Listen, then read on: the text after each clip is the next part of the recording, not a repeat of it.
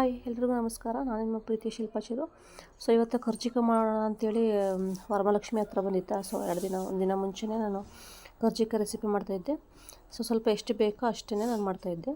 ಒಂದೊಂದು ಬೌಲ್ ಅಷ್ಟೇ, ಜಾಮೂನ್ ಬೌಲಲ್ಲಿ ಒಂದೊಂದು ಬೌಲಷ್ಟು ನಾನು ಶೇಂಗಾ ಬೀಜ ತೊಗೊಂಡೆ. ಆಮೇಲೆ ಕಡಲೆ ಮತ್ತು ಎಳ್ಳು, ಸೊ ಕೊಬ್ಬರಿ, ಹಾಗೆಯೇ ಬೆಲ್ಲ ಇಷ್ಟು ಬೇಕಾಗುತ್ತೆ. ರೆಸಿಪೀಸು ಇಂಗ್ರೀಡಿಯೆಂಟ್ ಇಷ್ಟು ಬೇಕಾಗುತ್ತೆ. ಸೊ ಲೋ ಫ್ಲೇಮಲ್ಲಿ ಇಟ್ಕೊಂಡು ಅದನ್ನು ಶೇಂಗಾ ಬೀಜನ ಫ್ರೈ ಮಾಡ್ಕೋಬೇಕು. ಅದು ಸ್ವಲ್ಪ ಈ ಥರ ಕೈಯಲ್ಲಿ ಪ್ರೆಸ್ ಮಾಡಿ ನೋಡಿದರೆ ಸಿಪ್ಪೆ ಬಿಟ್ಕೋಬೇಕು. ಸೊ ಅಷ್ಟರೊಳಗೂ ನಾವು ಫ್ರೈ ಮಾಡ್ಕೋಬೇಕು ಅದನ್ನು.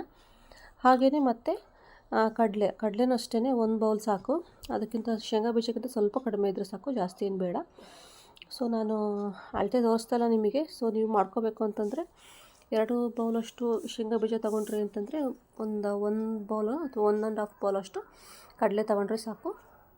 ಅದನ್ನೆಲ್ಲ ಫ್ರೈ ಮಾಡಿ ಸ್ವಲ್ಪ ಕಡಲೆ ಜಾಸ್ತಿ ಬಿಸಿ ಮಾಡೋದೇನು ಬೇಡ, ಸ್ವಲ್ಪ ಬೆಚ್ಚಗಿರಲಿ. ಸ್ವಲ್ಪ ಕೋಲ್ಡ್ ವೆದರ್ ಇದೆಯಲ್ಲ, ಹಾಗಾಗಿ ಸ್ವಲ್ಪ ಬೆಚ್ಚಗಾದರೆ ಸಾಕು. ಎಳ್ಳು ಸ್ವಲ್ಪ ಚಟಪಟ ಅಂತ ಸಿಡಿಬೇಕು. ಸೊ ಅಲ್ಲಿವರೆಗೂ ಫ್ರೈ ಮಾಡ್ಕೋಬೇಕು ನೀವು.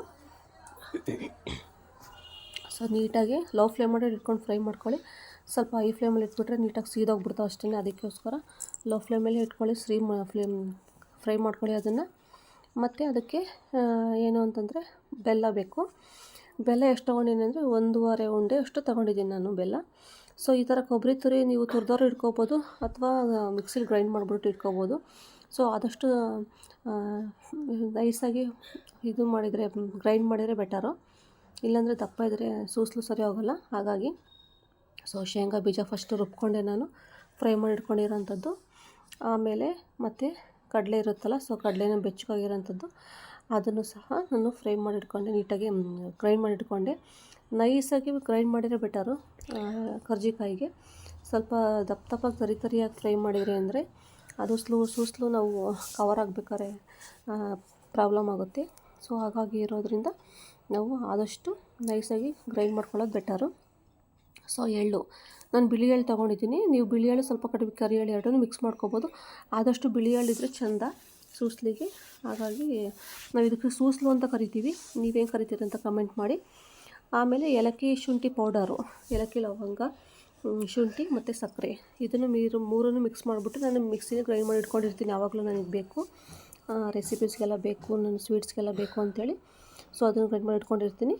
ಅದನ್ನು ಬೇಕಾದ್ರೆ ಹಾಕ್ಕೋಬೋದು, ಇಲ್ಲಾಂದರೆ ಸ್ಕಿಪ್ ಮಾಡ್ಕೋಬೋದು ನೀವು, ಯಾರಿಗೆಲ್ಲ ಇಷ್ಟ ಇದೆ ಇಷ್ಟ ಇಲ್ಲ. ಸೊ ಮತ್ತು ಬೆಲ್ಲ, 1.5 ಉಂಡೆ ಬೆಲ್ಲ ತೊಗೊಂಡಿದ್ದೀನಿ. ಸೊ ಅದನ್ನು ನೈಸಾಗಿ ಫೈನ್ ಪೌಡ್ರು ಮಾಡ್ಕೋಬೇಕು.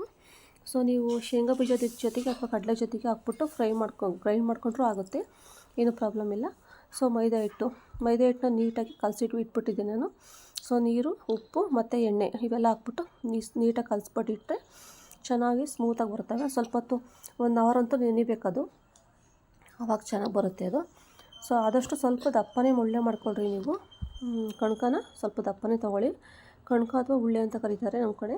ಸೊ ನೀವೇನು ಕರಿತೀರ ಸೊ ನನಗೆ ಕಮೆಂಟಲ್ಲಿ ಹೇಳಿ. ಸ್ವಲ್ಪ ದಪ್ಪ ಇದ್ರೇ ಚೆಂದ. ನಾನು ತೋರಿಸೋದಕ್ಕೆ ಅಂತೇಳಿ ಸ್ವಲ್ಪ ಸಣ್ಣನೇ ಮಾಡಿದ್ದೀನಿ. ಆದಷ್ಟು ಸ್ವಲ್ಪ ದಪ್ಪ ಇದ್ದರೆ ಎಣ್ಣೆಯಲ್ಲಿ ಬಿಟ್ಕೊಳ್ಳಲ್ಲ. ಒಂದು ಸ್ವಲ್ಪನೇ ದಪ್ಪ ಇರಲಿ, ಏನೂ ಪ್ರಾಬ್ಲಮ್ ಇಲ್ಲ. ಅದನ್ನು ಉದ್ದುದ್ದವಾಗಿ ಒಸ್ಕೊಂಡ್ರೆ ಚೆಂದ. ರೌಂಡಾಗಿದ್ದರೆ ನೀಟಾಗಿ ಚಿಕ್ಕದಾಗುತ್ತೆ. ಕರ್ಜಿಕಾಯಿ ಅಂತಂದರೆ ಸ್ವಲ್ಪ ಉದ್ದನೇ ಇರಬೇಕು. ಸೊ ಹೋಳಿಗೆ ಅಂದರೆ ಸ್ವಲ್ಪ ಚಿಕ್ಕದಿದ್ದರೆ ಚೆನ್ನಾಗಿರುತ್ತೆ. ಹಾಗಾಗಿ ನಾನು ಇನ್ನೊಮ್ಮೆ ತೋರಿಸ್ತೀನಿ ನಿಮಗೆ. ಗಣೇಶನ ಹಬ್ಬದಲ್ಲಿ ನಾನು ಹಾರ ಮಾಡಾಕ್ತೀನಿ ಗಣೇಶನಿಗೆ, ಆವಾಗ ಮತ್ತು ಇನ್ನೊಮ್ಮೆ ನಾನು ತೋರಿಸಾಕ್ತೀನಿ ಯಾವ ಥರ ಮಾಡೋದು, ಎಷ್ಟು ಉದ್ದ ಮಾಡ್ತೀನಿ, ಸೊ ಏರ್ಸೋದಕ್ಕೆ ಹಾರ ಎಲ್ಲ ಅಂಥೇಳಿ. ಸೊ ಆವಾಗ ಇನ್ನೊಮ್ಮೆ ನಾನು ತೋರಿಸ್ತೀನಿ ನಿಮಗೆ. ಪೌಡ್ರು ರೆಡಿಯಾಗಿದೆಯಲ್ಲ, ಜಾಸ್ತಿನೇ ಸ್ವಲ್ಪ ಮಾಡ್ಕೊಂಡಿದ್ದೆ. ಒಂದು ಬಾಕ್ಸ್ ಅಷ್ಟು ಎತ್ತಿಟ್ಕೊಂಡಿದ್ದೀನಿ ನಾನು ಸಪ್ರೇಟಾಗಿ, ಮತ್ತು ಗಣೇಶನಿಗೆ ಬೇಕು ಅಂಥೇಳಿ. ಸೊ ಇವಾಗ ಅದನ್ನೆಲ್ಲ ಪೌಡ್ರನ್ನೆಲ್ಲ ಹಾಕ್ಕೊಂಡು, ಎಲೆಯಲ್ಲಿ ಹಾಕ್ಕೊಂಡು, ಎಲೆ ಮೇಲೆ ನಾವು ರೆಡಿ ಮಾಡಿರೋಂಥ ಸೂಸ್ಲನ್ನ ಹಾಕ್ಕೊಂಡು, ಸೊ ಅದಕ್ಕೆ ಹಾಲು ಮತ್ತು ನೀರು ಎರಡನ್ನೂ ಮಿಕ್ಸ್ ಮಾಡಿಬಿಟ್ಟು ನಾನು ಸೊ ಬಡ್ಸಲ್ಲಿ ಆ ಥರ ಸುತ್ತಲೂ ಹಚ್ತಾಯಿದ್ದೀನಿ. ಏಕೆಂದರೆ ಬಿಟ್ಕೊಳ್ಳಲ್ಲ ಅಂಥೇಳಿ. ಸೊ ಹಾಲು ಮಿಕ್ಸ್ ಮಾಡೋದೇನು ಇಂಪಾರ್ಟೆಂಟ್ ಅಂತೇಳಿದರೆ ಸೊ ಬಿಟ್ಕೊಳ್ಳಲ್ಲ ಅಂಥೇಳಿ ಎಣ್ಣೆಲೆಲ್ಲ ಹಾಕಿರೋದೆಲ್ಲ ಸೂಸ್ಲು ಹೊರಗಡೆ ಬರೋಲ್ಲ ಅನ್ನೋ ಉದ್ದೇಶಕ್ಕೋಸ್ಕರ ಸೊ ಹಾಲು ಹಾಕೋದು. ನೀವು ನೀರನ್ನು ಯೂಸ್ ಮಾಡ್ಬೋದು. ಸೊ ಹಾಲು ಹಾಕಿದರೆ ಬೆಟರ್. ಹಾಲು ಸ್ವಲ್ಪ ನೀರು, ಅಥವಾ ಡೈರೆಕ್ಟಾಗಿ ಹಾಲನ್ನು ಸಹ ಹಾಕ್ಬೋದು. ಅಥವಾ ಹಾಲು, ನೀರು ಮತ್ತು ಮೈದಾ ಹಿಟ್ಟು ಪುಡಿ ಬರುತ್ತಲ್ಲ, ಮೈದಾ ಹಿಟ್ಟು, ಆ ಮೈದಾನ ಸ್ವಲ್ಪ ಮಿಕ್ಸ್ ಮಾಡಿಬಿಟ್ಟು ಹಾಕಿದ್ರೂ ಅಂಟು ಚೆನ್ನಾಗಿ ಕುತ್ಕೊಳ್ಳುತ್ತೆ. ಸೊ ಅದನ್ನೆಲ್ಲ ಹಾಕ್ಬಿಟ್ಟು ಮತ್ತೆ ನೀಟಾಗಿ ಪ್ರೆಸ್ ಮಾಡಿ ಇಟ್ಕೊಂಡು ಸೊ ಜಾಸ್ತಿ ಮಾಡ್ಕೊಳ್ಳೋಕ್ಕಿಂತ ಒಂದು 10 ಮಾಡಿಕೊಂಡು ನೀವು ಎಣ್ಣೆಲಿ ಹಾಕಿದ್ರೇ ಬೆಟರು. ಜಾಸ್ತಿ ಮಾಡಿಕೊಂಡ್ರೆ ನೆನ್ಕೊಳ್ಳುತ್ತೆ, ಸೊ ಎಣ್ಣೆಲಿ ಬಿಟ್ಕೊಳ್ಳೋ ಚಾನ್ಸಸ್ ಜಾಸ್ತಿ ಇರುತ್ತೆ. ಹಾಗಾಗಿ ಒಂದು 10 ಮಾಡಿಕೊಂಡು ನೀವು ಎಣ್ಣೆಲಿ ಫ್ರೈ ಮಾಡಿಕೊಂಡು ಸೊ ತೆಗಿಬೋದು. ತುಂಬ ಕೆಂಪಗಾಗೋವರೆಗೂ ಕರಿಯೋವಂಥ ಅವಶ್ಯಕತೆ ಇಲ್ಲ, ಸ್ವಲ್ಪ ವೈಟಾಗಿದ್ರೇ ಸಾಕು. ಅದು ತೆಗೆದ್ಮೇಲೆ ಒಂದು 2 ನಿಮಿಷ 5 ನಿಮಿಷ ಬಿಟ್ಟರೆ ಸಾಕು, ಅದೇ ಕೆಂಪಗಾಗುತ್ತೆ. ಸೊ ನೋಡೋದಕ್ಕೂ ಸಹ ಚೆನ್ನಾಗಿರುತ್ತೆ. ಸೊ ಗರಿಯಾಗಿ ನೀಟಾಗಿ ಕರ್ಜಿಕಾಯಿ ಮಾಡ್ಬೋದು, ಅದೇನು ಜಾಸ್ತಿ ರಿಸ್ಕ್ ಇರೋಲ್ಲ. ಸೊ ಒಂದು 10 ನಿಮಿಷ ಕಾಲು ಗಂಟೆಯಲ್ಲೇ ನಾವು ಎಲ್ಲನೂ ಮಾಡಿಬಿಟ್ಟಿರ್ಬೋದು. ಸೂಸ್ಲು ಮಾಡಿ ಎತ್ತಿಟ್ಕೊಂಡ್ವಿ ಅಂತಂದರೆ, ಈಗ ಯಾರು ಅರ್ಜೆಂಟಾಗಿ ನೆಂಟರು ಯಾರೋ ರಿಲೇಷನ್ ಬಂದರು ಅಂತೇಳಿದರೆ ಸೊ ನಾವು ಮಾಡಿಬಿಟ್ಟು ಇಡ್ಬೋದು ಅದನ್ನು. ನೋಡಿ ಮಾಡ್ತಾಯಿದ್ದೀನಿ. ಥರ ಎಣ್ಣೆ ಇಳಿಯೋಂಥ ಸ್ಟ್ರೈನರ್ ತೊಗೊಂಡ್ರೆ ಬೆಟರು, ಯಾಕೆಂದರೆ ಜಾಸ್ತಿ ಎಣ್ಣೆ ಇದ್ದರೆ ತಿನ್ನೋಕ್ಕಾಗಲ್ಲ, ಏನೇ ಐಟಮ್ ಆಗಿರ್ಬೋದು. ಸೊ ಅದು ನೀಟಾಗಿ ಚೆನ್ನಾಗಿರುತ್ತೆ ಅಂಥೇಳಿ ನನ್ನ ವಿಡಿಯೋ ಇಷ್ಟ ಆದರೆ ಲೈಕ್ ಮಾಡಿ ಅಂತ ಕೇಳ್ಕೊತೀನಿ. ಸೊ ಪ್ಲೀಸ್ ಸಪೋರ್ಟ್ ಮಾಡಿ ಅಂತ ಕೇಳ್ಕೊತೀನಿ. ನನ್ನ ಚಾನಲ್ ನೇಮ್ ಬಂದು ಶಿಲ್ಪ ಚಿರು ಅಂತೇಳಿ. ಸೊ ಹೀಗೆ ರೆಸಿಪೀಸೊಂದಿಗೆ ನಾನು ಮತ್ತೆ ಬರ್ತಾ ಇರ್ತೀನಿ. ಸೊ ಪ್ಲೀಸ್ ಸಪೋರ್ಟ್ ಮಾಡಿ, ವಿಡಿಯೋ ನೋಡಿ ಹಾಗೆ ಹೋಗ್ಬಿಡಿ, ಒಂದು ಲೈಕ್ ಕೊಡಿ ಅಂತ ಕೇಳ್ಕೊತೀನಿ. ಸೊ ನನಗೆ ಇನ್ನೂ ಇನ್ಸ್ಪಿರೇಷನ್ ಆಗುತ್ತೆ, ನೀವೇ ಲೈಕ್ ಕೊಡೋದ್ರಿಂದ ನಾನು ಮಾಡ್ಬೋದಲ್ಲ ಅನ್ನೋ ಒಂದು ಹೋಪ್ ಸಿಗುತ್ತೆ ನನಗೆ. ಹಾಗಾಗಿ ನಾನು ಹಾಕೋಂಥ ರೆಸಿಪೀಸ್ ನೀವು ನೋಡಿದ್ರಿ ಅಂದರೆ ಒಂದು ಲೈಕ್ ಕೊಡೋದು ಮಾತ್ರ ಮರಿಬೇಡಿ.